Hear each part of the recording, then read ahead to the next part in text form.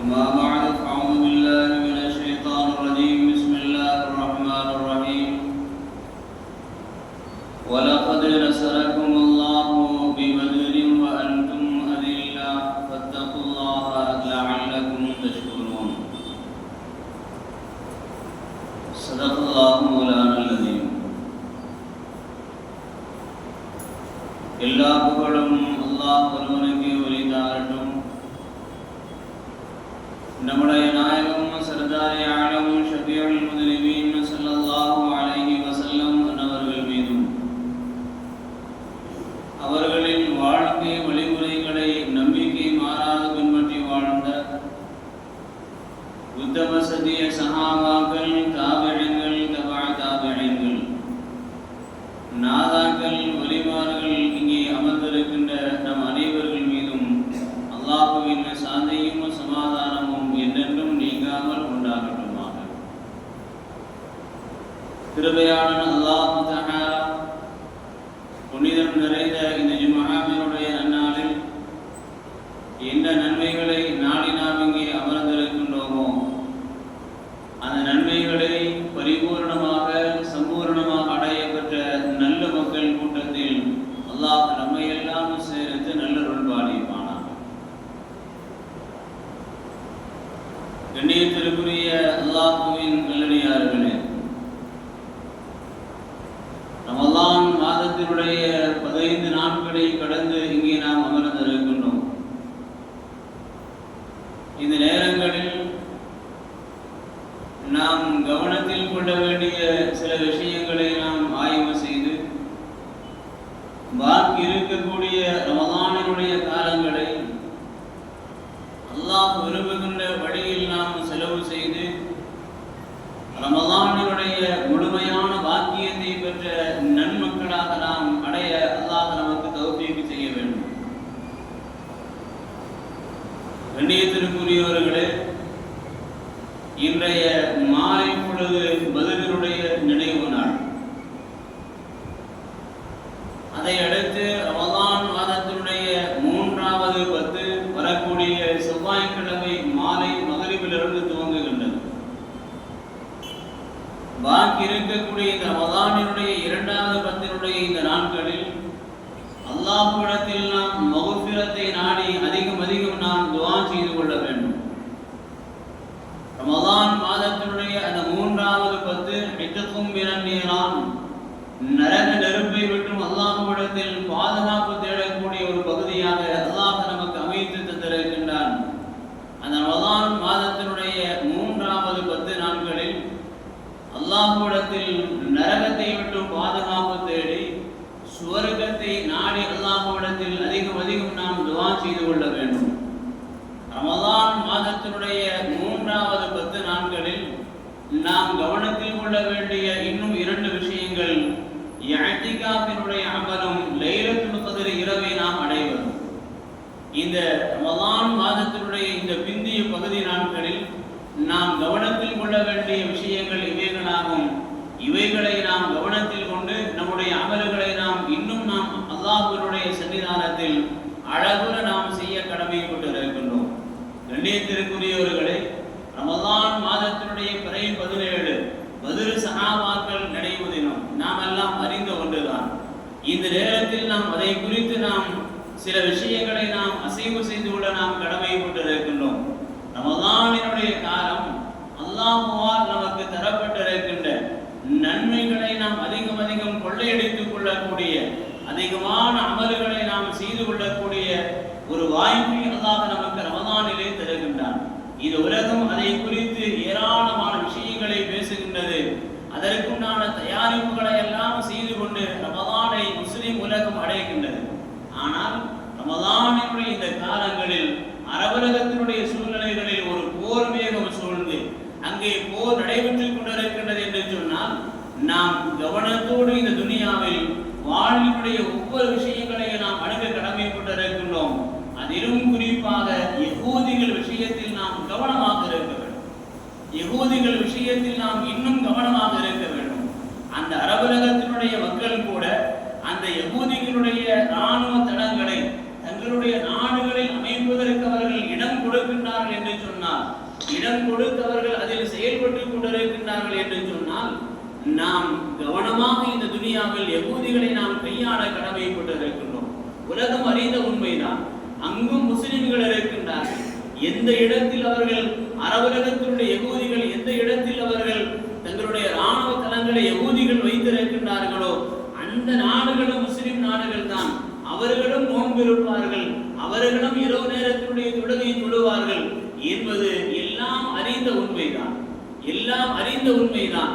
ஆனால் அப்படி இருந்தும் கூட ரமதானினுடைய காலங்களில் அவர்கள் நோன்பிருப்பார்கள், இரா காலங்களில் தொழுவார்கள், பகல் முழுவதும் பசித்திருப்பார்கள், இரவு நேரங்களில் அல்லாஹ்வை வணங்குவார்கள் என்கின்ற அந்த அமல்களை எல்லாம் அவர்கள் தெரிந்ததற்கு பின்னாலும் கூட அந்த பகுதிகளில் வேண்டுமென்றே குண்டுமழை பொழிந்து ஒரு போர் சூழலை அபாயத்தை அவர்கள் ஏற்படுத்துவார்களே. ஆனால் அவர்கள் எந்த அளவிற்கு கடினமானவர்கள் என்பதை குர்ஆன் அன்றைக்கே சொன்னது, இன்றைக்கும் சொல்லிக் கொண்டிருக்கின்றது. இது என்றைக்கும் அவர்கள் திருந்த போவதில்லை. முஸ்லிம் சமுதாயம், குறிப்பாக முஸ்லிம் உலக நாடுகள் யகூதிகளை குறித்து அவர்கள் இன்னும் கவனமாக இருந்து கொள்ள கடமைப்பட்டிருக்கின்றார்கள். அவர்களை நம்புவார்களே ஆனால், அவர்களை நம்பி அவர்களுக்கு இடம் தருவார்களே ஆனால், இந்த துனியாவில் அவர்களை போன்ற உதாசீனவாதிகள் இந்த உலகத்தில் யாரும் இருக்க முடியாது. அல்லாஹ் தஆலா இந்த நேரத்தில் நாம் அல்லாஹ்விடத்தில் அதிகம் நாம் துஆ செய்ய கடமைப்பட்டிருக்கின்றோம். அல்லாஹும் அக்ரிஜில் யகூத மின் ஜஸீரத்தில் அரப். இந்த துஆவை நாம் மீண்டும் குறிப்பாக இந்த ரமதானுடைய காலங்களில் அல்லாஹ்விடத்தில் நாம் அதிகம் துஆ செய்ய வேண்டும். யகூதிகளை அரபுலகத்தில் இருந்து நீ வெளியாக்கி விடுவாயாக, அவர்களை அப்புறப்படுத்துவாயாக.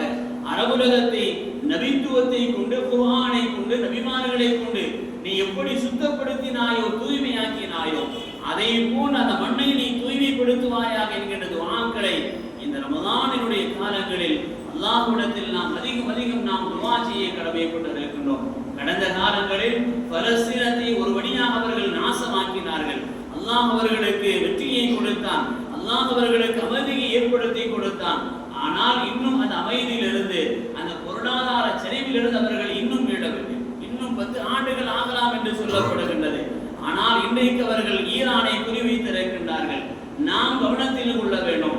அவர்களும் முஸ்லிம்கள் தான், அவர்களும் உண்மை ஈமானை கொண்டு இந்த உலகத்தில் அவர்கள் வாழுகின்றார்கள். அவர்களுக்கும் அல்லாஹ் குர்ஆனை தந்திருக்கின்றான். நம்முடைய குர்ஆன் அடிப்படையில் அவர்கள் வாழ்ந்து கொண்டிருக்கின்றார்கள்.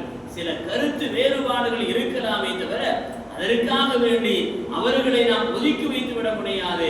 அவர்கள் யகூதிகள் கையாண்டிருக்கின்ற விதம், முஃமின்கள் முஸ்லிம்கள் எங்கெல்லாம் வாழுகின்றார்களோ அங்கெல்லாம் அபாய தரத்தை ஏற்படுத்த வேண்டும், அவர்களுடைய அமைதியை குறைக்க வேண்டும், அவர்களுடைய ஈமானுடைய வலிமையை குறைக்க வேண்டும் என்பதுதான் அவர்களுடைய எண்ணம்.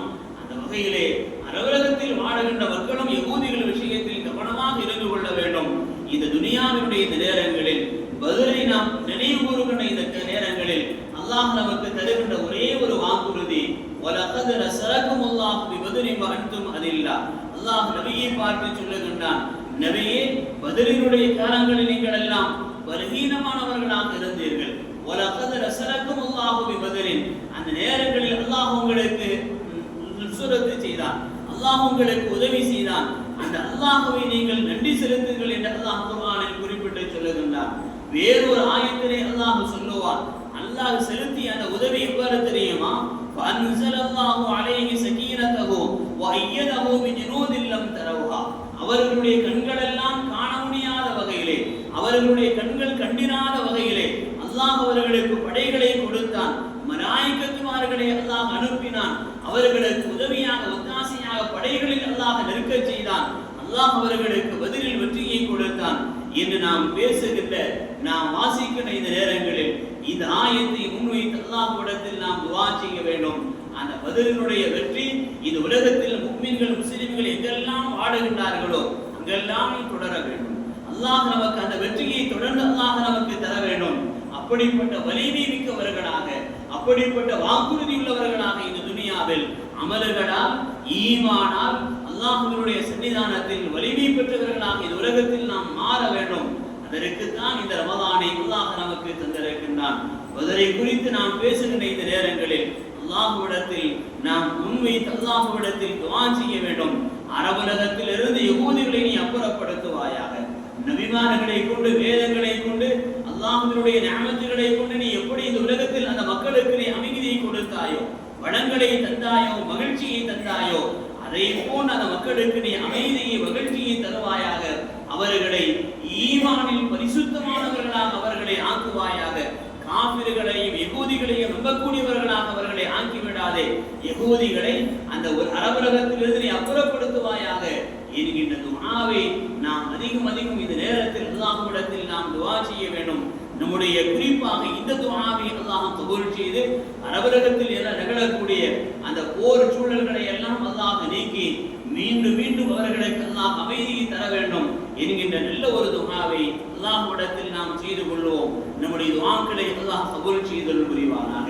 ரமலானினுடைய பிந்திய காலங்களில் நாம் கவனத்தில் கொள்ள வேண்டிய இரண்டாவது விஷயம் லைலத்துல் கத்ரை இறையை நாம் அடைவதுதான்.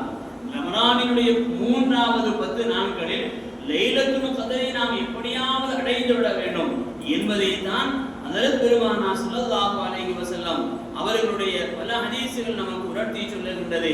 ஹஜ்ரத் ஆயிஷா நாயகி ரலியல்லாஹு அன்ஹா அவர்கள் நமக்கு அறிவித்து சொல்லுகின்றார்கள், கான ரசூலுல்லாஹி ஸல்லல்லாஹு அலைஹி வஸல்லம், ஹஜ்ரத் பெருமானார் ஸல்லல்லாஹு அலைஹி வஸல்லம் அவர்கள் இதா தஹரல் அஷர, ரமலான் மாதத்தினுடைய கடைசி 10 நாட்களில் நுழைந்து விடுவார்களேயானால் ஷத்த மீஸரஹு வஹியா லைலஹு வயன்கதாஹு, தங்களுடைய கீழ் ஆணை அவர்கள் சரி செய்து கொள்வார்கள். இரவிலே அவர்கள் விழித்திருப்பார்கள். தங்களுடைய குடும்பத்தார்களை நபி அவர்கள் எழுப்பி விடுவார்கள். ஹஜ்ரத் ஆயிஷா நாயகி ரலியல்லாஹு அன்ஹா அவர்கள் சொல்லுகின்ற இந்த ஹதீஸ் நமக்கு தருகின்ற பாடங்கள் ஒரு சில விஷயம்.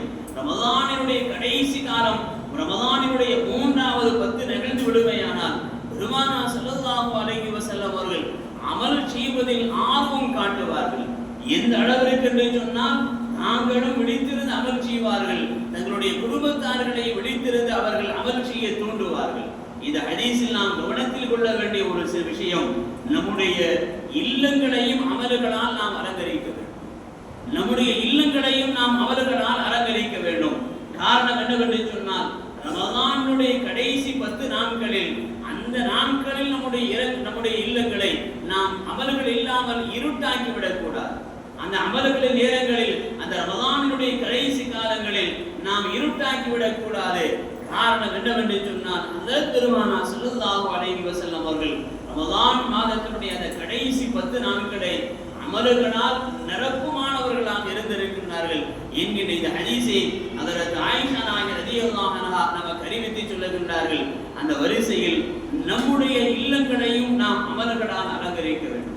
நம்மால் முடிந்த அளவிற்கு நம்முடைய இல்லங்களை நாம் அலங்கரிக்கின்ற பொழுது அல்லாஹுவால் வானத்தினுடைய மலாயிகத்துமார்கள் இறங்கி வருகின்ற பொழுது அந்த இரவில் யாரெல்லாம் விழித்திருந்து அமல் செய்கின்றார்களோ அவர்களுக்கு அல்லாஹ்விடத்தில் அவர்கள் இஸ்திக்ஃபார் தேடுகின்றார்கள், அல்லாஹ்விடத்தில் அவர்கள் பாவ மன்னிப்பு தேடுகின்றார்கள். நம்முடைய இல்லங்களில் நாம் அமர்ந்து அமல் செய்கின்ற பொழுது நம்முடைய இல்லத்தை வானவர்கள் பார்க்கின்றார்கள், நமக்காக வேண்டி அல்லாஹ்விடத்தில் அவர்கள் துஆ செய்கின்றார்கள் என்கின்ற இந்த ஹதீஸுடைய கருத்து நமக்கு உணர்த்தி காட்டுகின்றது. நம்முடைய இல்லங்களையும் அமல்களால் நாம் அலங்கரிக்க வேண்டும். அதிலும் சில நேரங்களை ஒடுக்கி நாம் அதற்குண்டான காரியங்களை மிக சரியாக நாம் செய்து கொள்ள வேண்டும். ஹஜ்ரத் ஆயிஷா நாயகி ரலியல்லாஹு அன்ஹா அவர்களை மீண்டும் அறிவித்து சொல்லுகின்றார்கள், யா ரசூலல்லாஹ், ரமலான் மாதத்தினுடைய அந்த கடைசி 10 நாட்களில் லைலத்துல் கத்ர் இரவை நீங்கள் சொல்லுகின்றீர்கள். அந்த இரவில் நான் அமல் செய்தால், எந்த அமலை செய்தால் அல்லாஹ் என்னை மன்னிப்பானோ, எந்த அமலை செய்தால் அல்லாஹ் என்னை விரும்புவானோ அப்படிப்பட்ட ஒரு அமலை எனக்கு நீங்கள் செய்து தாருங்கள், தெரிவிங்கள் என்று நான் கேட்ட பொழுது ஹஜ்ரத் பெருமானார் ஸல்லல்லாஹு அலைஹி வஸல்லம் அவர்கள் எனக்கு சொன்னார்கள், கூலி அல்லாஹும்ம இன்னக அஃபுவுன் துஹிப்புல் அஃப்வ ஃபஅஃபு அன்னி. ஆயிஷாவே, இந்த துஆவை அந்த இரவினுடைய காலங்களில் நீ அதிகமாக அல்லாஹ்விடத்தில் துஆ செய்து கொள் என்று நபி அவர்கள் எனக்கு கற்றுக் கொடுத்தார்கள் என்று ஹஜ்ரத் ஆயிஷா நாயகி ரலியல்லாஹு அன்ஹா இந்த ஹதீஸை நமக்கு அறிவித்து சொல்லுகின்றார்கள். அல்லாஹும்ம இன்னக அஃபுவுன் துஹிப்புல் அஃப்வ ஃபஅஃபு அன்னி. யா அல்லாஹ், நிச்சயமாக நீ மன்னிக்க கூடியவன், உன்னிடத்தில் மன்னிப்பு தேடுவதை நீ விரும்புவன், என்னை நீ மன்னித்து அருள் புரிவாயாக என்கிற துஆவை தான் ஹஜ்ரத் ஆயிஷா நாயகி ரலியல்லாஹு அன்ஹா அவர்களுக்கு பெருமானார் ஸல்லல்லாஹு அலைஹி வஸல்லம் அவர்கள் கற்றுக் கொடுத்தார்கள் என்கிற செய்திகளை நாம் பார்க்கின்றோம். அல்லாஹ்வினுடைய சன்னிதானத்தில் ரமலானினுடைய கடைசி காலங்களில் பாக்கி இருந்த அந்த 20 நாட்களில் நாம் எந்த அளவிற்கு அமைதியை கடைபிடித்தோமோ, எந்த அளவிற்கு நாம் அமைதியாக இருந்தோமோ, அதை போன்று பாக்கி இருக்கக்கூடிய இந்த நாட்களிலும் நம்மால் முடிந்த அளவிற்கு நாமும் அமைதியாக இருக்க வேண்டும். நம்மோடு அமல் செய்யக்கூடிய மக்களுக்கு நாம் அமைதியை ஏற்படுத்தி தர வேண்டும்.